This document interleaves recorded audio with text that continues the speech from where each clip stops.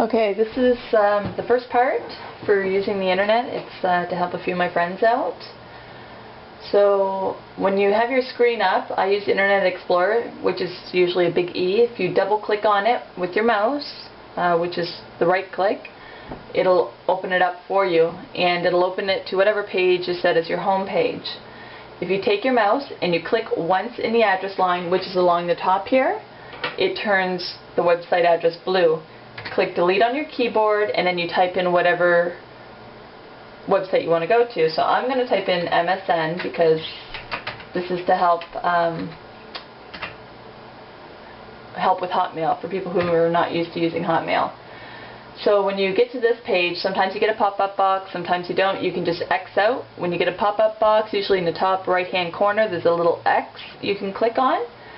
So when you get to this page, you'll notice it says Hotmail here on the left-hand side and Messenger right under it. We're going to click on Hotmail. Sometimes when you go to MSN, Hotmail will show up on this site with a little picture. So you just click on Hotmail, and then it brings you to this page. If you do not have a Hotmail, you would click on Sign Up, and it takes you through step by step. If you have one, you'll see that the cursor is already in the line. You type in your email address.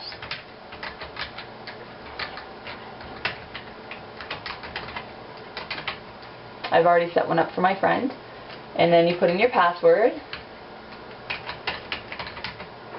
And how I'm moving the cursor is I'm just using my mouse to move it from one line, and then I click and it moves the cursor. You'll notice in here it'll say remember me on this computer. If it's your home computer, I suggest you click it so you don't have to put in your email every time. I would never click on remember my password, because if someone gets a hold of your computer, they can access your emails. And even if you don't believe anyone would do that, people can do strange things. So the next thing you do is click sign in, and it brings you to this page. I know it might be kind of hard to see on there, but it gives you down the left hand side your inbox, junk box, all that type of stuff. There is one new email in here for Dave, which I sent for this video. So I clicked on inbox, which shows you all his emails, old ones that he's already read and a new one that he hasn't read yet. And if I'm talking fast, it's because I know these videos can be boring, and I don't want to bore you. So just put your mouse over top of the email, right click it once, it opens up the email for you. Here it shows who it's from, the date it was sent, and then your address.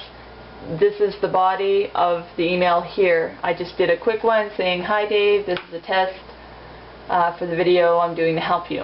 And I have a little picture with a smiley face on it.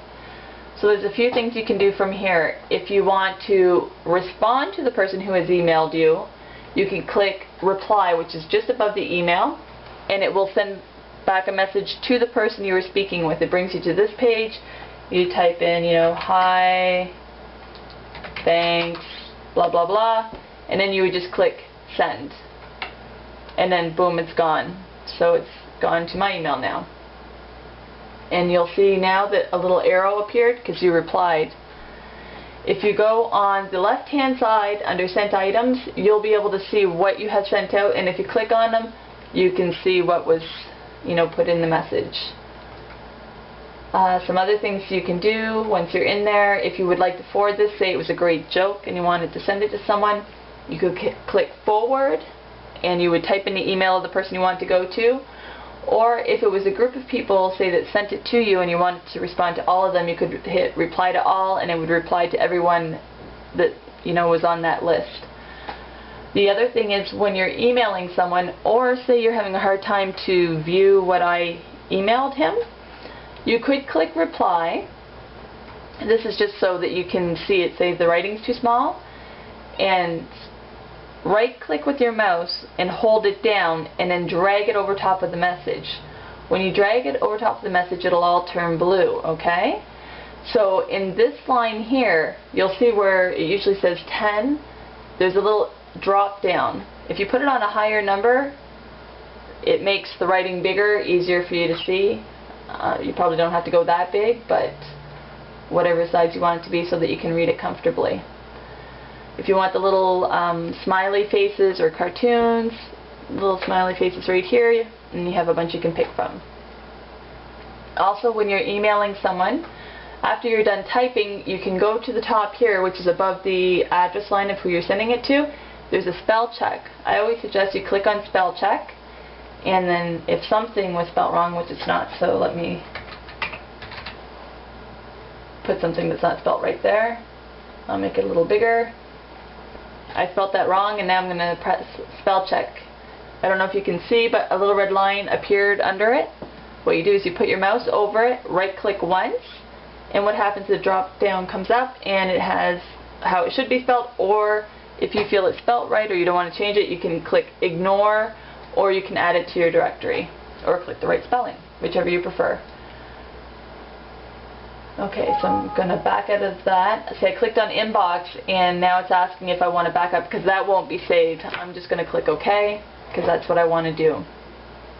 Another thing, if someone might be getting into your email, wanting to see if you're getting emails from or who you're sending emails to, they may come along and say, read this, and not want you to know that they read it. So what they will do is click here, and they go up to mark as with the little arrow, and unread.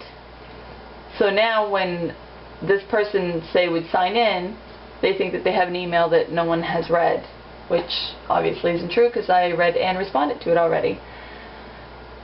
What else? I think that's about all you need to know for now.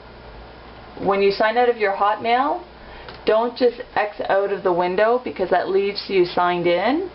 I always suggest that you go beside your name or whatever is here for your account and click sign out. That way someone can't come and get into your account after you've been there. Okay, I will do another video on using MSN.